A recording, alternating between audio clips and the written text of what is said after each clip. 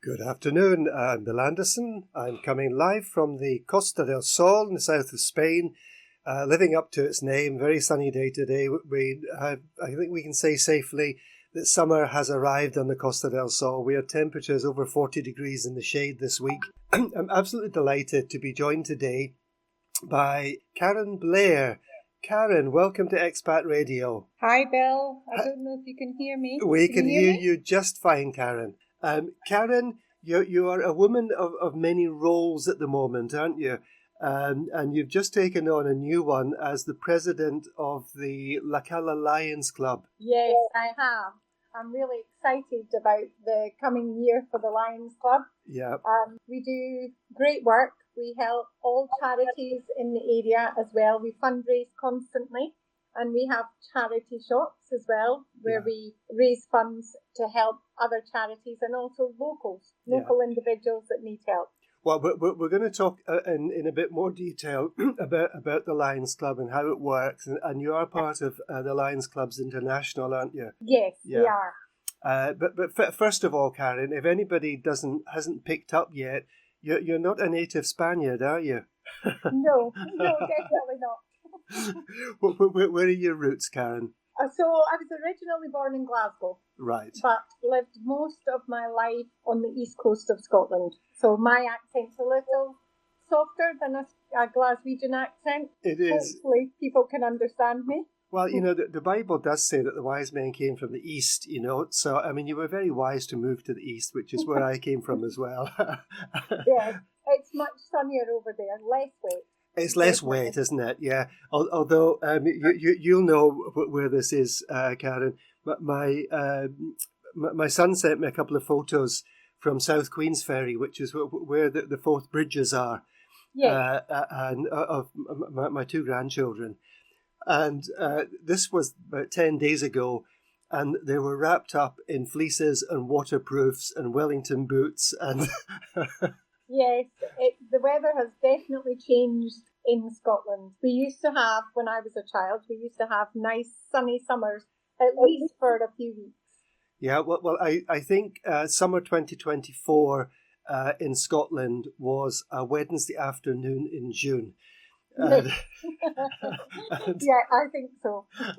I think they're sitting back now, waiting for the nights to get darker and just for winter to kick in, Yes, they're Scottish people. I know. So when you were in the UK, Karen, what kind of work did you do in the UK? I've had a very varied career. I started in property when I was 18, and then I continued in property. Well, I had a little spell away from property, and I owned a public house. Ah, right. In the Scottish borders, and then I went back into property, but in the legal side. So right, okay. I'm a qualified conveyancer. I've got a degree in conveyancing, and I worked in a local law firm for 10 years doing all the conveyancing and running the property department. Right.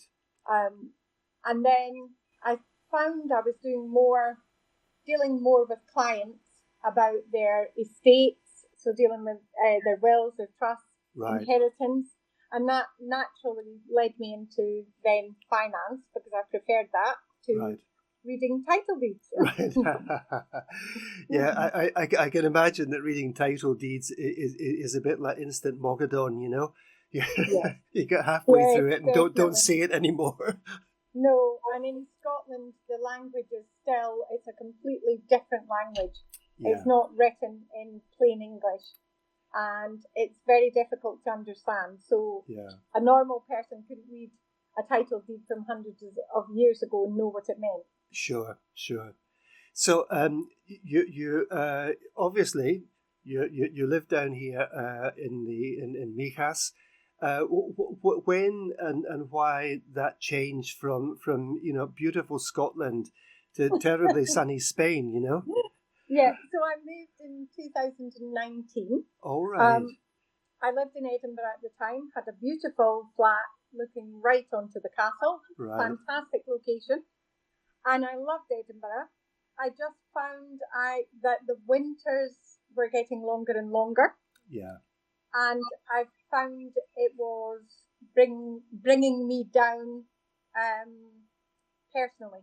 So making me become a little bit of a recluse and a little bit depressed, and I thought I need to change my life. Yeah. Yeah, but actually, Karen, what you're describing could be called, do they call it SAD syndrome? Yes, exactly. The seasonal affective disorder, where you spend months of the year with very little natural light, and it does get people down. Oh, it does, and I think I'm quite an upbeat person. Sure. And I'm not a naturally depressed person that gets depressed easily. But I found I was making excuses not to go out and not to do things. Right. And I just thought, this isn't good. I need to change something. And my children had grown up and left home. Uh-huh. I owned a property in Spain, in Alicante, up near Alicante, right, from 2000 to 2007. And I'd always wanted to move to Spain and retire there. Right. So decided this was the time. But not to retire. No, unfortunately, I'm not retired. Yeah, I'm just thinking, Ken, I didn't realise you moved out here 2019, but because I must have met you, really very soon after you moved out here. Yes, I hadn't been here long when I met you. Yeah, and so why did you choose? You had an apartment in Alicante, which for people if they don't know the geography, it's really on the sort of interior Mediterranean coast, on the east coast of Spain, isn't it? Yes. So why did you decide when you were making the move out? This is obviously an area that you'd visited and you knew quite well. What made you decide to come down to the south coast? Well, it was more, I didn't want to retire because I thought I would just get fat and become an alcoholic, sitting on the beach drinking beer. Yeah. So I decided to look and see what kind of jobs I could get, which obviously because I don't speak Spanish, I didn't know if it was going to be possible. Sure. But I did find a job that needed an English native. So I applied for that, and it just happened to be down in the Costa del Sol. Right. Okay. Yeah, that makes sense. And you said that you had moved into the kind of finance industry, and there's quite a lot of activity down here on the coast in that respect, isn't there? Yes, there is. There's lots of independent financial advisors and lots of financial advisory companies, wealth management companies, really. Yeah. Up and down the coast, there's loads of them. Virtually everywhere you go, there's at least 4 or 5. Right. In any one small area. Uh-huh. Sometimes more, depending on, when you go to bigger places like Marbella, then there's probably a lot more there. Yeah.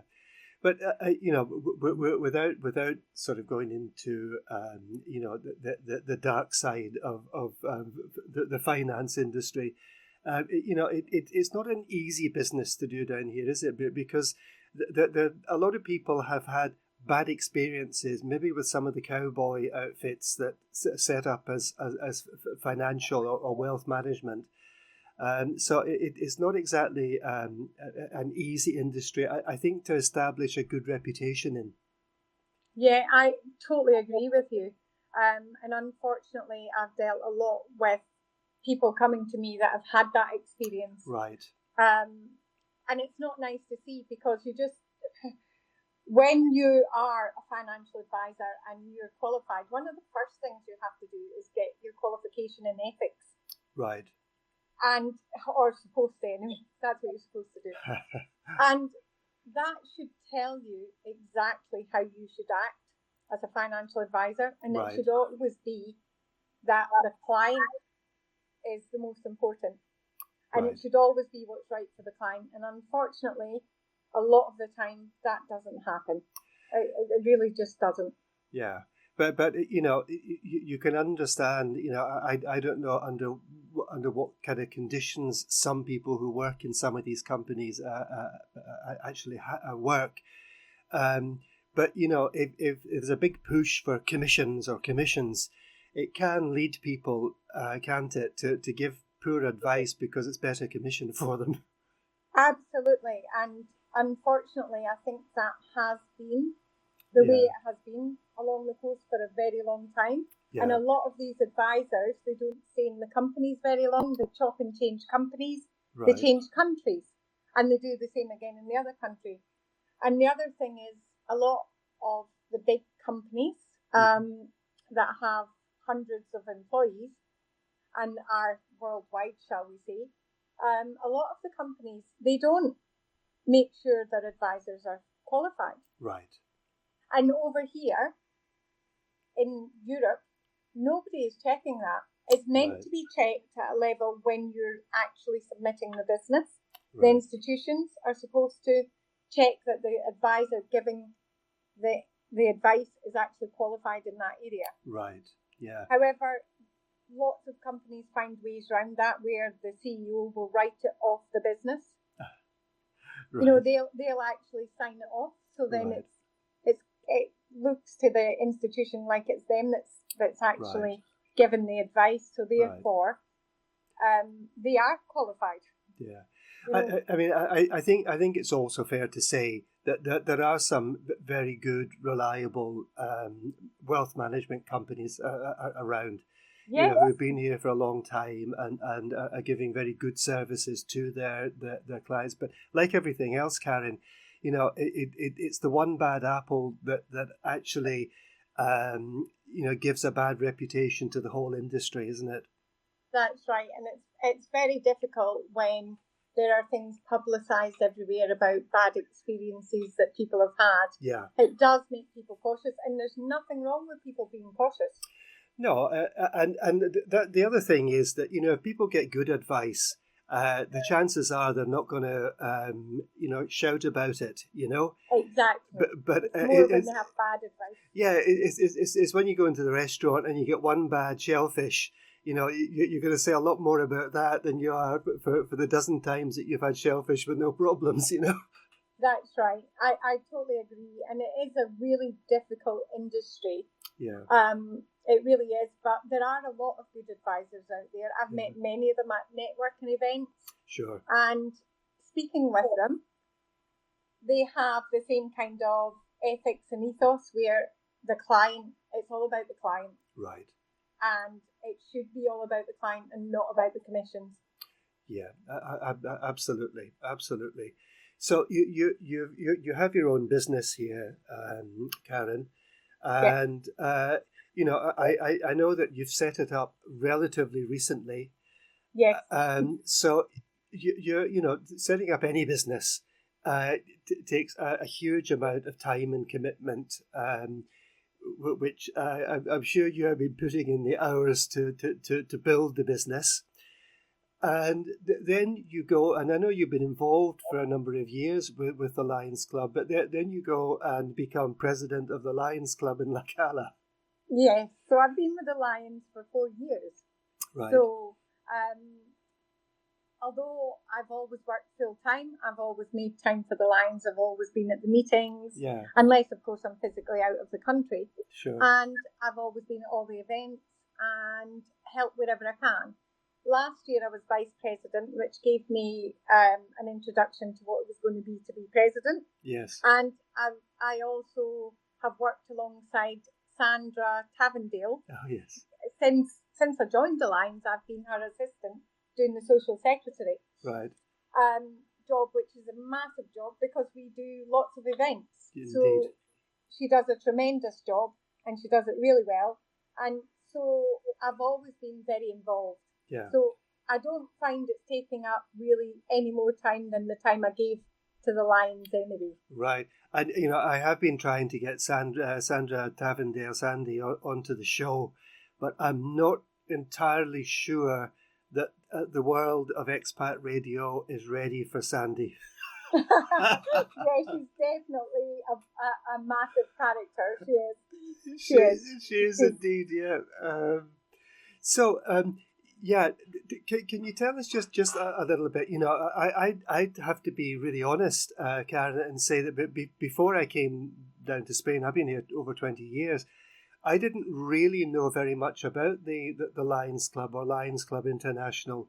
Can you tell us a little bit about what it is and how many countries maybe it operates in?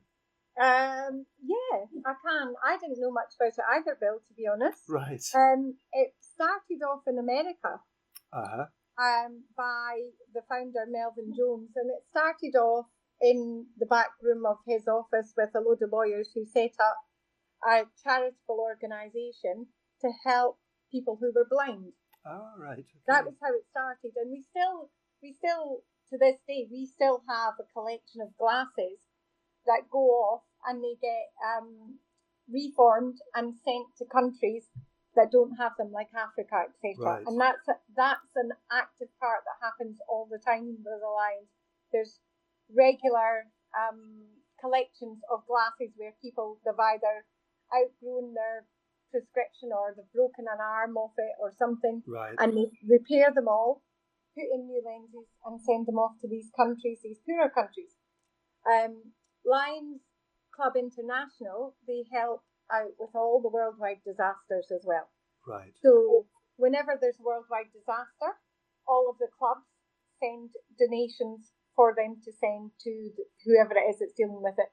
Most of the time it's like the Red Cross or something like that. Right, okay. So our club, every time there's a world disaster, we send thousands away to LCIF, and they send it on to the Red Cross for the relevant disasters. Right. I'm not entirely sure of how many countries it's in, but it's worldwide, and Yes. it's in virtually every country. And I'd never heard of it until I came to Spain, but now when I meet people all over the world, and I speak to them, they say, "Oh yes, we've got a Lions Club in our town. Right. We've got," so it's really strange that it seems like it's not that widely known, but then when you meet people and you mention it, they do seem to know. Right. Yeah. And I'm going to say this, that the Lions Club, and I'm thinking about the Cala one, which is the one that I probably know best. Yes. Yeah, you raise a lot of money, you distribute a lot of money for all sorts of I'm going to call it good causes, but these might be individuals on occasions. But I think that the role of the Lions Club goes way beyond that, because you organize events in order to raise money, but these events bring people together. Yes.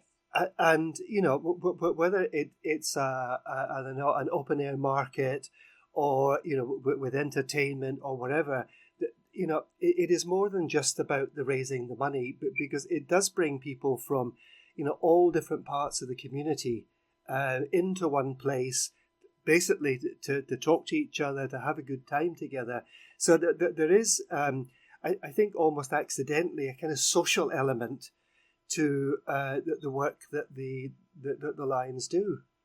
Yes, definitely. I mean, the Lions Club has been my sole social life, would you believe, Bill, since I arrived on the coast. I didn't know a single person when I moved here. Yeah. And the Lions has been great for me. I've met so many different people, so many great friends, and also, as you say, other people who come to the area and don't know anyone. When they come to the events, they're welcomed so warmly, Right. and they meet new friends all the time. So Sure. it is really a community as well as being a club. And our obviously what our main purpose is to serve and help people, but we also are a community as well, and we do bring people together, and we're always looking for volunteers to help in the shop, or even become a member where they can make a difference. Right. In the local area as well. It's always good to have new ideas, people with new ideas as well. Right. Because everyone has different ideas, and it's always good to have other ideas. And we have other nationalities. We don't only have British, it's predominantly British, but we have Dutch, we have French as well as members in our club. Yeah. And Spanish. And Spanish, and obviously English as well. Yeah. But yes, people join our club as a member to essentially because they want to do something for charity, and they want to make a difference. However, they end up making great friends as well through it, lifelong friends from now until they're no longer here. Yeah. And the support that the support group they have with other organisations in the area is amazing. Yeah. If anyone needs help, it doesn't matter what it is, then everyone speaks to everyone, Yes. all the associations, and they get the help that the person needs, right, depending on what it is. And it can be anything, literally anything. It can be people needing help because they're living on their own and they've ended up in hospital and they need help, to deal with the social services part of it. It can be as much as helping someone be repatriated back to the UK because they've found themselves on their own because their partners died and now they're not able to look after themselves. I mean, it's actually so diverse what we do and how we help and how we communicate with other associations. Sure. And I think I mean when I came out to Spain or to live in Spain 2002, there were very few. First of all, very few second-hand shops, and even fewer, if any, charity shops. So I think the Lions really sort of sparked something off in this part of Spain where charity shops were not really very well known, if at all. And you have 3 shops in La Cala de Mijas, lady shop, the gent shop, and I don't know what you call it. A Euro shop. The Euro shop. Yeah. Yeah. And I tell you what, whenever I'm looking for a replacement jacket, the first place I go to is the Lions shop because you have some incredible stuff comes in there and all at very reasonable prices, and all this adds to the funds that you can then use for other things. Yeah, definitely. The shops bring in a huge amount of funds to the club to enable us to do all the things that we do and help everybody in the community. And people are really good in the area at donating really nice stuff, and you do get some really amazing things in it. Sometimes you get really, really amazing stuff. Yeah. And people are very, very generous when it comes to a charity.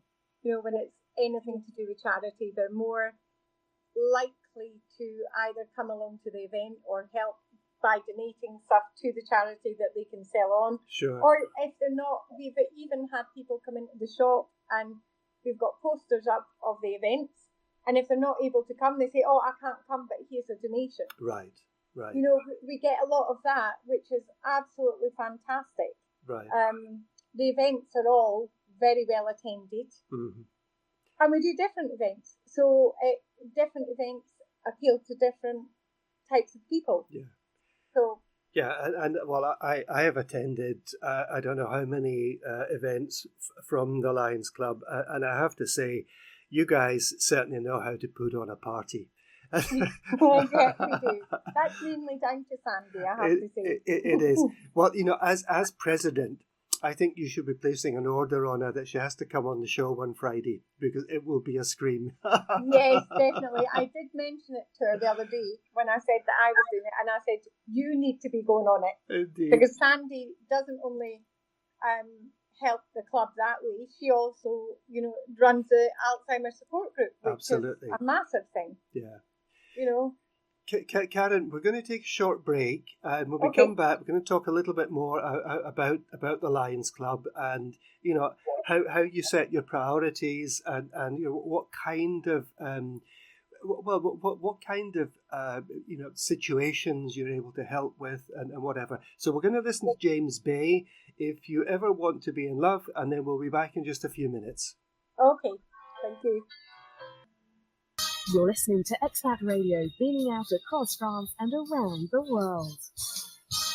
Welcome back. I'm Bill Anderson, coming live from the Costa del Sol with my guest today, Karen Blair, who in her day job is a financial advisor, but has also just taken on the role as president of the La Cala Lions Club. And we're talking quite a bit about the work of the Lions Club. So welcome back, Karen. Thank you. So, Karen, I did mention this before, but you know the charity shops that you have in La Cala have got another name for a lot of people, and actually a lot of Spanish people. Do you know what they call it? They call it No. El Corte Inglés. Yes, of course. So we have some friends who bump into them in the village and they say, "I'm just on my way to El Corte Inglés." For people who don't know, El Corte Inglés is one of these big sort of chains of department stores, kind of posh, you know. But they say, "I'm just going to the Corte Inglés." And what they mean is they're going to pop into the ladies' charity shop to see what they can find. Oh, that's great, because they do have some great items there. Charity shops are a great way to recycle things that you don't use very much. Yeah.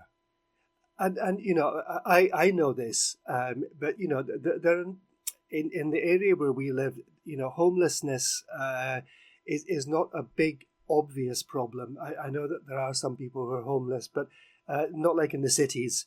And you know, I know that you guys help people out who are homeless. You know, giving them changes of clothes, and you know, you maybe can't hand over cash to them because that's probably more complicated. But you can certainly make sure that, you know, when the winter comes in, they've got some decent clothes to wear to protect them from the elements. Yeah. That's right. We do help the homeless, and there was a homeless man in Cala that was very well known, and Dave. unfortunately, he passed Yeah. away. Until then, you know, we used to give money to like Vida and Casa Barella to give him some food as well. Yes. Yeah. And he could go and have something to eat as well. We helped him a lot. We also support a dentry in Fuengirola, Yeah. and that's a homeless charity. Right. And So they help feed the homeless. They come in, they have a meal every day, they have showers, they help clothe them, they help them with anything they need help with social security, etc. You know, anything they need. So we do Right. support a dentry ongoing, Right. all the time. Right. And these are the kind of things that nobody really sees, Karen, isn't it? Yes, exactly. People just think that we're a charity and they know that we raise money, but they don't actually realise how much we do. Sorry, I'm going to have to cough.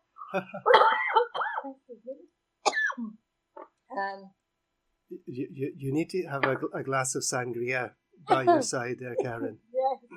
So yes, we help lots of different associations, a dentry being one of them with the homeless. Yes. We also support Encina Lara up in Alarenel Grande. Right. Now that's an association that was set up for Down syndrome adults, teenagers and adults. And again, we support them on an ongoing basis. So every month we help them with certain things that they ask us for help with. Right. So for instance, we pay for things like dance lessons for the children.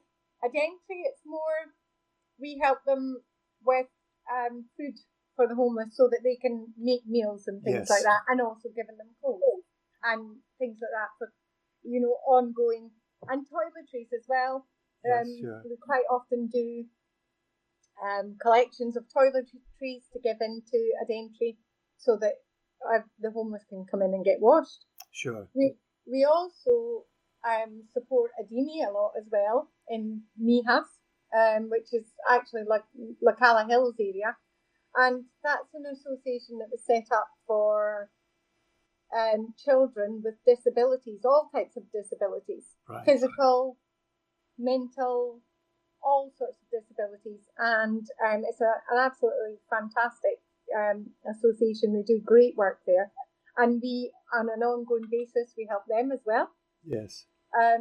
We actively support Caritas as well in La Cala with purchasing meat and things for the people that are maybe who are on low incomes and not able to afford things like that for their families.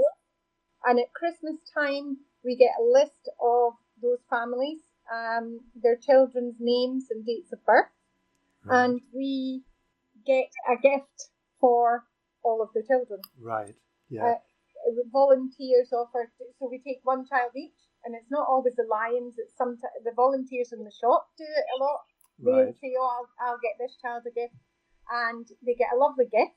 And we also give them a couple of bags of shopping, but really nice shopping, like Right. things they wouldn't have, like crisps, wine, biscuits, chocolate for Christmas. Right. You know, so we do that every year.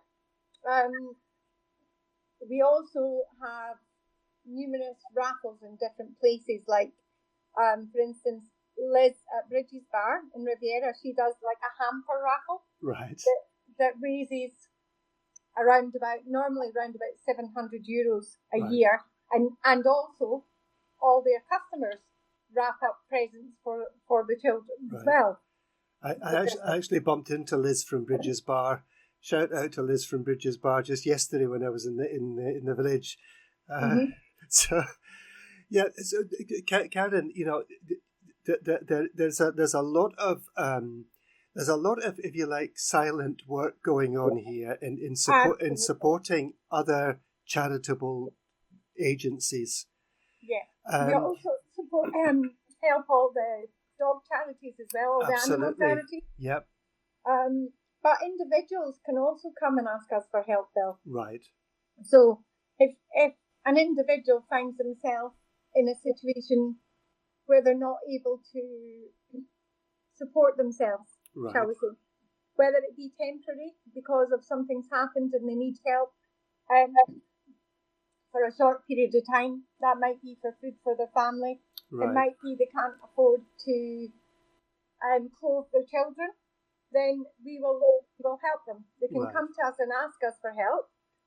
We haven't ever, since I started anyway, and I don't think ever really, since the club started, turned anyone away. Right. Right. And when these applications for help come in, Karen, you know, is it who makes the decision about this is how we can help here? So it's mainly the committee, All so right. the members. So it goes to the president. So it can come via anyone. So quite often the committee members or volunteers will know of someone who needs help, Right. but they've not asked us. Uh-huh. And sometimes they will come and ask in the shop because they need help, and then that will be forwarded to the president. And then we discuss it at our next meeting, and we all vote on it. Right. Okay. But sometimes, as I say, we know of things that have happened in the area, and they haven't come to us because, one, maybe they don't know we can help them, Right. and two, maybe they're just a little bit unsure of how to do it. Yeah. So sometimes it is a case of one of us discreetly approaching them and saying, "I know this has happened. Can we help you?"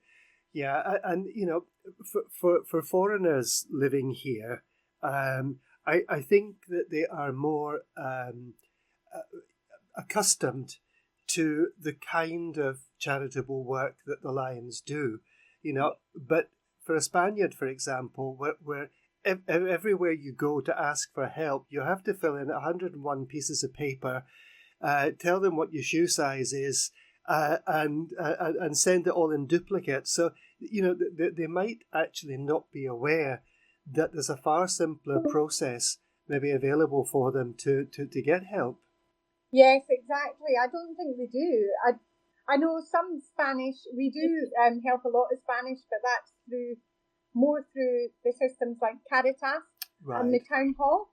We work closely with the town hall, so if they know of anyone that needs help, then they will also come to us. Yeah. We also work alongside the Soroptimists who do charity work as well. Right. Via Henix, which is the domestic violence group. Right. We work alongside basically everyone, age concern, age care. We help support Cadeka as well. We give funds to Cadeka. Which is a cancer charity, which has for people listening, it has a hospice, which is all maintained by voluntary contributions. Yeah, and last year we started supporting children with cancer. Right. And there's two associations that we support, and in actual fact, we've just given them both a check for their foundations, Right. and we held a memory day back in May for all the children that are affected by cancer and their Right. families, where they come and they have a fun day and they get to choose presents and they get fed all day and they have fun Right. with games and everything. And so a lot of people don't actually see the things that we do, Sure. but it's very varied. We also have the diabetes support group. I was going to which say is that, yeah. a Monday, every second Monday of the month. And Anne is also at the Solidarity Markets on the Wednesday and Saturday, the last Wednesday and Saturday of the month as well, where they'll test people for free to see what their levels are. Yes. Now, through the diabetes group, we helped someone who needed help, who unexpectedly ended up having to have his limbs amputated, and we helped him massively, getting physio and getting help to get to his apartment till he got his aesthetics and everything. And people don't actually see the magnitude of what the Lions do. Yeah. Yeah, I mean, I think that you've mentioned the other group as well, but the diabetes support group and the Alzheimer's support group, I think, have been two massive contributions to the community, to be honest. And you know, Anne is a legend. She is. I She definitely is. I can remember, I don't know if it was 2 years ago, 3 years ago, being invited to her 80th birthday. But she's unstoppable. She is, and she's still going strong. Yeah. You know, she is. She's an amazing woman, and she's been recognised very many times for it as well, for all the good work she does, which is absolutely fantastic, because she puts in so much all the time. And you also, with the diabetics group, you also have a nurse who comes along every couple of weeks, and she's there very often at the markets as well, who will help with the glucose testing, and she also has a machine for a very small amount people can get their HbA1c taken, which gives them an average of blood sugar over the previous 3 months. And you know, these, you don't have to book appointments in ahead. You can basically turn up and they do these things, and the glucose testing is free. Yes, so it is. You know, it's a huge I think contribution to the community, especially when we see things like diabetes very much on the increase. Oh yes, definitely. The one thing, Bill, I've found that is lacking in the area is there doesn't seem to be anything for heart and stroke victims. Not to my knowledge, no. No. So that is something that I aim to change in my year as president. Right. So that's something I've already contacted the British Heart Foundation. They said they would be able to help, and then unfortunately, because I'm in Spain, they said no, they weren't able to help. Right. So I've got a little bit more research to do, but we will be, I mean, that's one of my things in my statement, to actually improve in the area in my year. Yeah. So hopefully, fingers crossed, we'll be able to get some kind of support set up, because heart and stroke are the biggest killers in the world. Yes. And obviously that ties in with diabetes as well, and it also ties in with Alzheimer's as well. Right, so, absolutely. And, you know, I've said often on this show that the Spanish health services are excellent, but... They are excellent, but this whole idea of community-based support for medical conditions isn't really something that's very common here in Spain. No, it's definitely not, and it's definitely lacking. And it's great that you get clubs like the Lions who see that there is a need for it and are put in the time to set it up and run these things. Yes. Because, of course, it's all voluntary. I actually met a lady a couple of weekends ago, and she said to me, "Oh, so you're the president, you must get paid then." And I said, "No, we don't get paid. We're all volunteers. Right. Everybody in the Lions Club, we're all volunteers. We don't get paid anything. We donate our time. Yes. And we actually pay to be a member." Yes. You know. Karen, we've got a very short time left, and I really want to say thank you for joining me today. I think you've painted an excellent picture of really what the Lions do, and I guess if people are interested, they can look it up on Google to see if there is a Lions Club local to them in their area. Definitely. Yeah. And if anyone is local to La Cala, we have an event tomorrow night at Bar Tuta. Right. It's a Hawaiian night. Oh, right.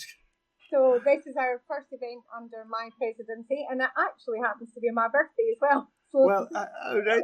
We've got 10 seconds, Karen. Happy birthday for tomorrow. Thank you so much for joining us today. Thank you, Bill. It's been a pleasure. And, well, have a great weekend, everyone, and I shall be back next week. Take care.